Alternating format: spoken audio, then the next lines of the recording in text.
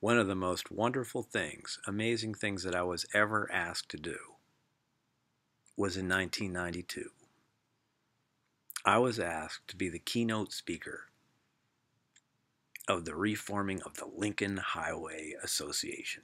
Now, I like to tell stories and I like to talk about wonderful stuff and I like to introduce people to things that are neat and interesting and that just make you feel happy and warm. And I was trained to do that since I was a little kid growing up on the island of Ocean City. In my town, there were about 9,000 people in the wintertime and about 70 to 100,000 people or something like that in the summertime. So there were kids that just showed up for 2 weeks, kids that just showed up for 2 months, that were friends of mine for a little while. And I was trained to tell, this is before cell phones, this is when the kid had the town and he better be back at home at a certain time or he might get paddled in Chacala. So I'm telling this story. I'm telling this story. Oh my goodness, this is so cool. The I was told, I was taught by my parents to be nice to the summer kids and show them where the best playground is and be nice to them and push them on the swings and show them how to catch a wave and make sure that you go this way and that way and etc etc. This is the best way to go and come back this way and always check back with their moms and etc etc. I was literally taught how to be a tour guide of my town at 4 or 5 years old. Now, I didn't twig that. I didn't understand that until rather later in life. But I'm an explainer and a talker and a storyteller and blah, blah, blah, blah, blah, blah, blah. So, now, this might not be the front line. This is just an introduction. But picture me standing by a little strip of road. It's the Seedling Mile. And this is an introduction to a film called Go Fast. Go Fast. A strong car and a smooth road. Go Fast. The story of the Seedling Mile and America's superhighways. See this little road right here? They poured 1 mile of concrete on the Lincoln Highway called the Seedling Mile.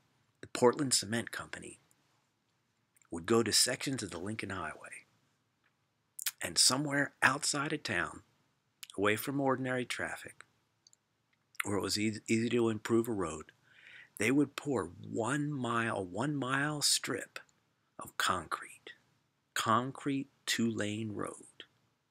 There wasn't even a Model A yet. There was only the Model T. And people would come from miles around just to take their little strong family car and open up that throttle and feel what it was like to just skim along a smooth strip of road. Marvelous. Amazing. Just amazing. And the Seedling Mile was kind of a loss leader for the Portland Cement Company because they told cities that we're going to pour a 1 mile strip of concrete to just show you how much easier it is to handle life in a car when you're driving on concrete. And that would inspire the trucking companies to talk to the local governments and the cities, and the people would come together. And oh my gosh, people wanted cement. They wanted to drive on cement. They were tired of mud that would go 2 feet deep sometimes when it rained for 4, 5, 6 days. You could not drive a car.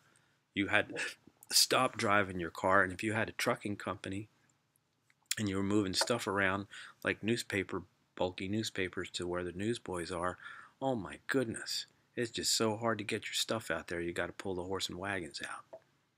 So this is a great film. There's a few ways to approach it, and I'm not exactly sure how it's going to flow, but man, there could be like the Seedling Mile and some kind of little character study around the Seedling Mile. Mom and pop or boyfriend and girlfriend going out on their first ride on the Seedling Mile with Uncle So-and-so in the back seat. And then like the bypass era, or no, that's right. the Highway Association era where you got to look at these phone poles, telephone poles, and there's 15 different signs on it. You got to figure out which sign is the sign for the highway that you're going to continue to travel on. Before they did the numbering of the highways. And in 1925, after the highways are numbered, you get all these bypass problems because going through the little town is so slow. And finally, they made a bypass and they put the number on the bypass around the town so you can go straight through because it's an interstate highway. And then the era of the interstate highway, the big red, white, and blue shield, where it's all limited access. There's no traffic lights. You just keep rolling. There's no way to stop except for heading down a ramp. And I mean, that could be like four different like cameos with like a funky little character study story connected with each one. And I don't know. Or there could even be just a whole there could just be a whole story just around the era of the Seedling Mile, and then the same characters, where you see a whole lot of action, in the little town, beautiful historic piece of timey town. Yeah. Yeah, we could even get some racial peace gestures in the midst of that too. And a cameo of this town that lasts for most of the film, but then the people in the film are aging through those other ages. Because, hey, I just met a guy that was he's 94 years old, or actually I met his stepson, 94 years old, who actually was there when they poured the Seedling Mile in like 19 something or other, or he rode on the Seedling Mile. And gosh, that has inspired me.